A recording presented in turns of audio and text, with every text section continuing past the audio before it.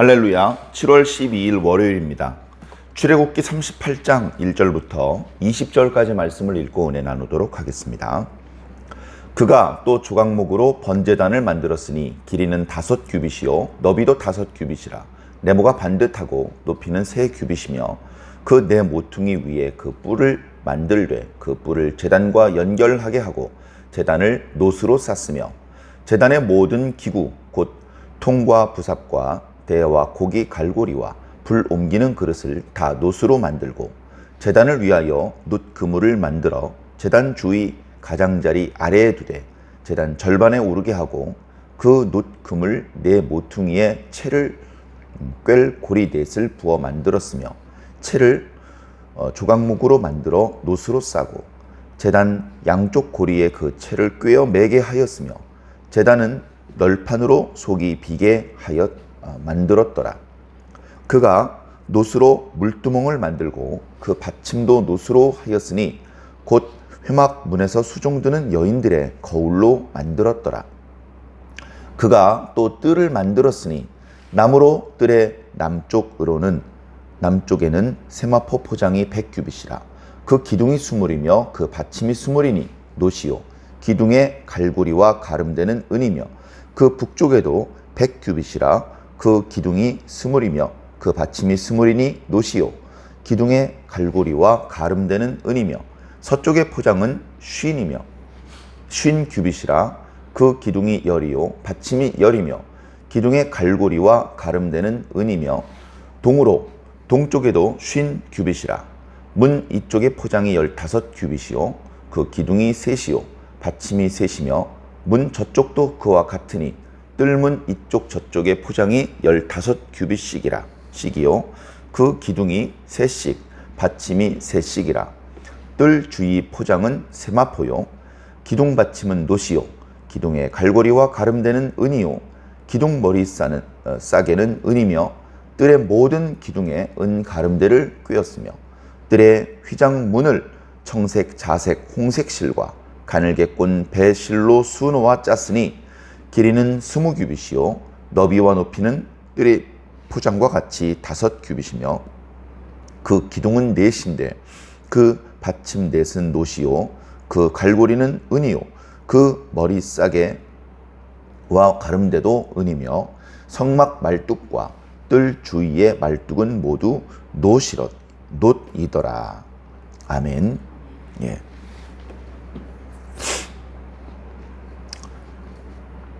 처음에 출애굽기 25장부터 31장까지 하나님께서 성막과 그와 관련된 것을 만들라는 규례를 주실 때 그 말씀 그대로 지금 성막이 만들어지고 있습니다.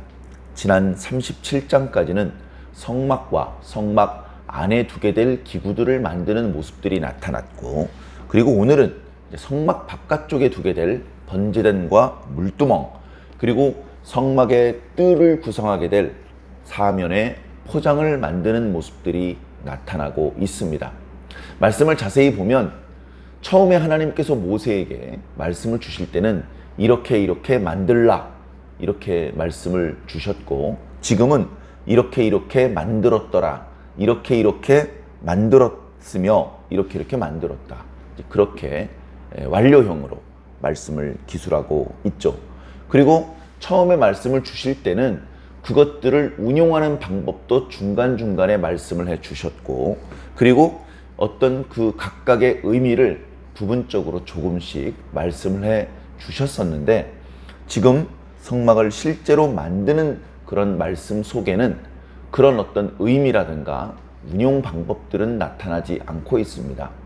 그럴 수밖에 없는 것이, 그것들을 이제 운용하는 것들은 나중에 제사장들이 할 것이죠.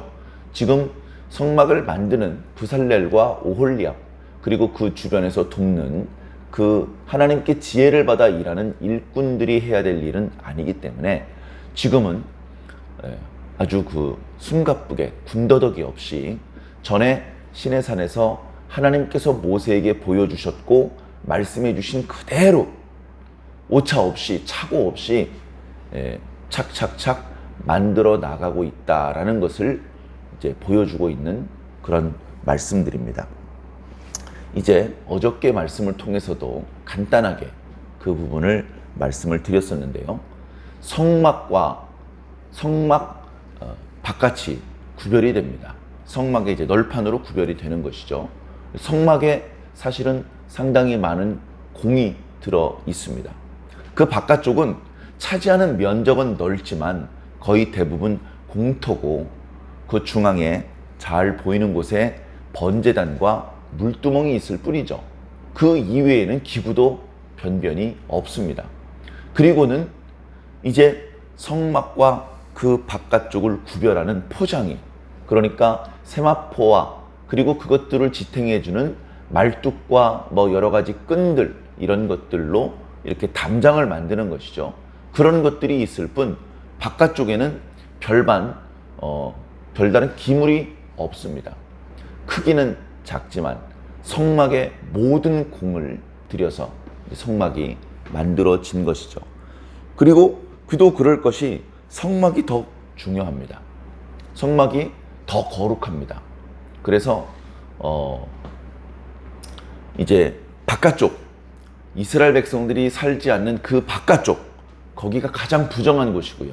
특별히 뭘 잘못해서가 아니라 제의적으로 부정한 곳입니다.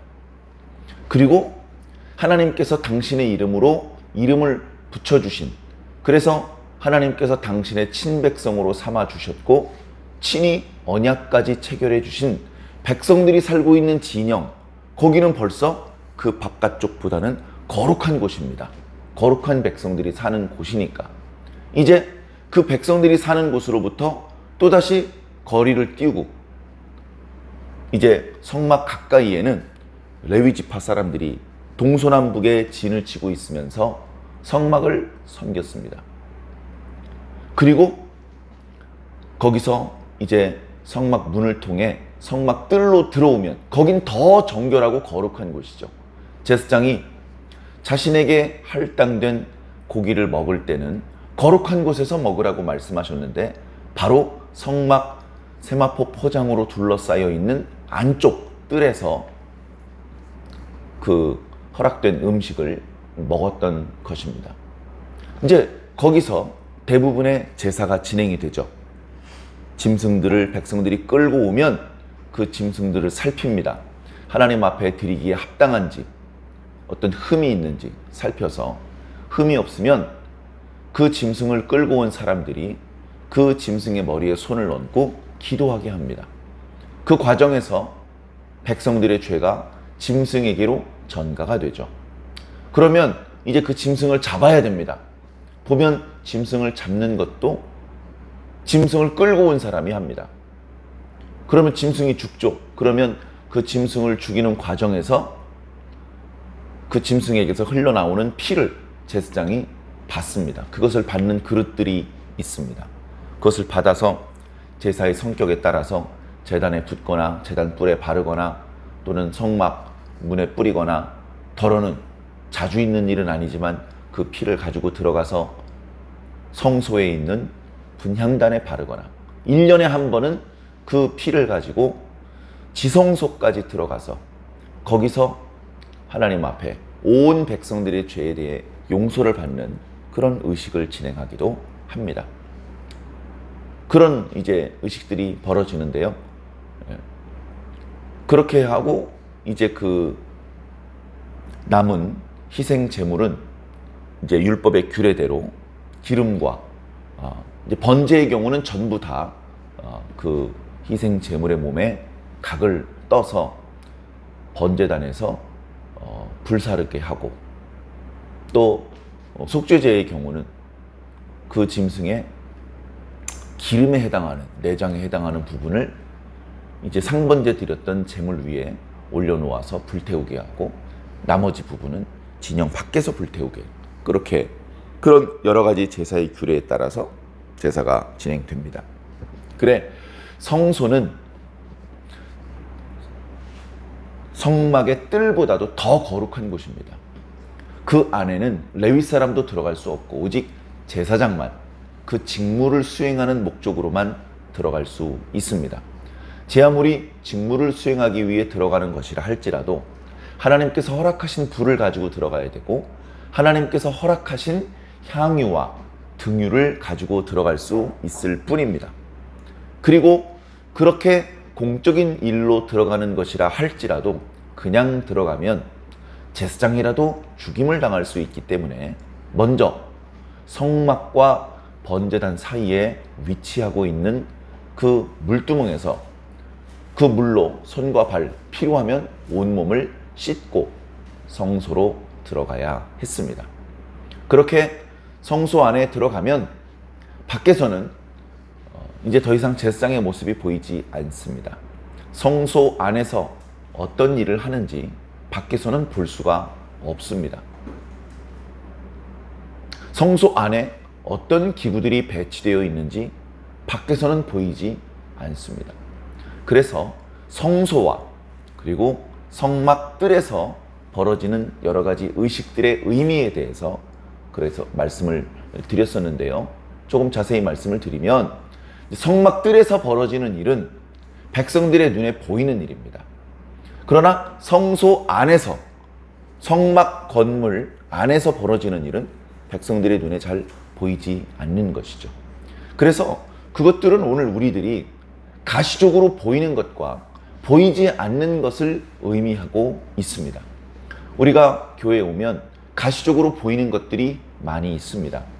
예배당 건물이 보이고요. 예배당 건물에 있는 간판, 또 십자가, 그리고 이제 들어오면 여러 가지 게시판도 보이고 또 예배당에 또 십자가와 강대상, 피아노와 의자들 여러 가지 것들이 보입니다. 또 성경책도 있고요. 요즘 우리가 자주 하지는 않지만 의식을 진행할 때 거행하는 여러 집기들도 있습니다. 그 모든 것들은 율법에 명시된 대로 제작되고 그런 건 아니지만 여전히 하나님께 예배를 드리는데 사용되는 것들입니다. 그래서 거기서 우리가 그 예배실에 들어와서 예배를 드립니다. 경우에 따라서 일어서서 또는 앉아서 의식이 진행될 경우도 있고 예배를 인도하는 목회자만 소리를 내서 말하거나 찬송을 부를 때도 있지만 다 함께 성경을 교독하거나 다 함께 기도문을 외거나 찬송을 부를 때도 있습니다. 그런 것들은 가시적인 부분이죠. 그 가시적인 부분 별것 아니라고 무시하지 말고 우리가 할 수 있는 정성을 다 바쳐야 될 줄로 믿습니다. 교회에 하나님을 만나러 온다고 굳이 명품 옷을 입을 필요는 없습니다. 고급 승용차를 타고 명품 옷을 걸치고 명품 백을 들고 그 속에서 성경책을 꺼내야만 진정으로 신실한 하나님의 백성이냐? 그런 건 아닙니다. 그러나 자신이 가지고 있는 것 중에서 가장 깨끗하고 단정한 옷을 입는 것은 하나님을 향한 신앙심의 또 다른 표현이 될 수 있을 것입니다. 화장도 너무 화려하게 할 필요 없습니다. 그러나 단정하게.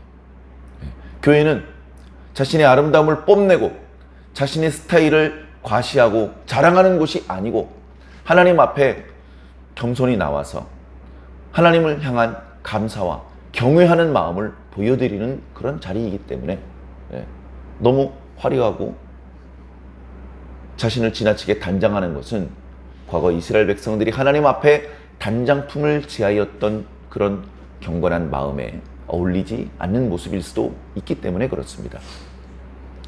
자, 그러나 그렇게 우리가 겉으로 드러나는 부분들이 있습니다. 그 부분도 무시하지 않고 우리가 할 수 있는 최선의 경건한 모습을 보여드려야 되는데 정작 중요한 것은 보이지 않는 곳에서 역사가 됩니다. 우리는 천상에서 어떤 일이 벌어지는지 볼 수도 없고 그런 것들을 다 이해할 수 없습니다. 뿐만 아니라 하나님께서 우리들의 마음과 영혼 속에 어떤 작업을 하고 계신지, 지금 현재 우리들의 마음과 영혼 속이 하나님께서 머무시기에 어울리는 성전으로 지어져 가고 있는지, 혹시 하나님께서 기뻐하지 않는 지저분한 것들이 있지는 않는지 잘 모릅니다. 그러나 내가 잘은 모르지만, 그리고 내가 하나님 앞에 완전 무결한 상태는 아니지만, 내가 눈에 보이는 가시적인 교회에 왔을 때, 다시 말해서 내가 성막 문을 통해서 성막들 안에 들어왔을 때, 그때 하나님께서는 보이지 않게 성막 안에서 나의 영혼을 위하여 뭔가 일을 하고 계시다는 겁니다. 그래 사도 바울은 너희 속에서 하나님께서 착한 일을 하고 계시다라고 표현하기도 하셨는데요. 내 속이지만 다른 사람이 일이 아니고 바로 나의 일이긴 하지만 내 속에 대하여 내가 할 수 있는 일이 없습니다. 내가 개입해서 내 속에 내가 착한 일을 행할 수가 없다는 것이죠. 그 일을 행하실 수 있는 분은 오직 성삼위 하나님 뿐이십니다. 전에는 온통 죄의 구더기일 뿐이었던 내 속을 정결하게 씻어주시고 그리고 그곳에 성령께서 머무실 성전을 만드시며 그 안에 임재하고 계셔서 나의 영혼과 더불어 기도하게 하시는 분이 바로 성령님이시고 그리고 그 성전에 수시로 임재하시는 분이 하나님이십니다. 그래서 그 안에서 주셨던 말씀들이 생각나게 하시는 분이 성자 예수 그리스도십니다. 우리는 그 성삼위 하나님의 부지런한 사역, 우리를 구속하시고 우리를 살리시고 구원하시는 그 일들을 통하여 변화되고 의인이 되고 하나님의 백성이 되어 가는 것입니다. 그 두 가지가 동시에 가는 것이죠. 보이지 않는 곳에서의 영적인 역사들, 그런가 하면 보이는 곳에서 펼쳐지는 여러 의식들, 그 두 가지가 함께 조화되어서 결국 우리 개개인의 영혼이 성화되며 하나님의 백성다운 모습을 갖추게 되고 이 악한 세상 속에서 하나님의 백성다운 모습으로 살아갈 수 있는 지혜와 능력이 전달되는 것이고 그리고 크게는 하나님의 큰 그림이 완성되어 가는 것입니다. 그 누구도 하나님의 꿈을 가로막을 수 없습니다. 하나님께서 완성시키시기 원하시는 그 큰 그림을 아무도 미완성인 채 실패작으로 끝나도록 방해할 수 없습니다. 하나님께서 심혈을 기울이시고 온 마음을 다해서 모든 능력을 다하여서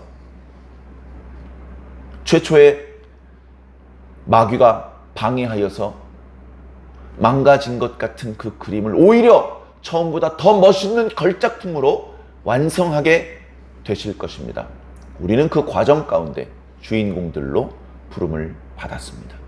단역 배우로 그저 며칠, 그저 몇 달, 그저 몇 년 교회 얼굴을 내비치다가 영영 사라져 다시는 보이지 않는 그런 존재로 끝나지 마시고 주인공이 되셔서 마지막까지 무대 위에서 하나님을 기쁘시게 할 수 있는 그런 저와 여러분들이 꼭 되기를 주님 이름으로 간절히 축원합니다. 오늘 말씀의 번제단의 의미와 물두멍의 의미에 대해서는 우리가 이미 잘 아실 것입니다. 우리의 죄를 태우고 그리고 우리의 더러움을 씻어주는 우리에게 꼭 필요한 그런 기구들이죠. 오늘날은 이런 번제단이 없고 오늘날은 이런 물두멍은 없습니다. 다만 강대상이 있어서 강단으로부터 하나님의 말씀이 선포될 뿐이죠. 우리는 바로 그 말씀을 통해서 우리들의 부정해졌던 부분들이 씻어지고 고장났던 부분들을 수술받습니다. 사람의 말이 무슨 능력이 있겠습니까? 그러나 성령의 감동을 따라서 사람의 말이 변하여 하나님의 음성이 되는 기적이 바로 이곳에서 나타나고 있기 때문입니다. 이런 은혜를 받기 위해서 우리는 우리가 할 수 있는 최선을 늘 다해야 됩니다. 하나님 앞에 우리들의 진심을 보여드리고 우리가 할 수 있는 최선의 정성을 보여드려서 베푸시는 은혜를 받기에 합당한 주의 백성이 꼭 되시기를 주님 이름으로 간절히 축원합니다. 아멘.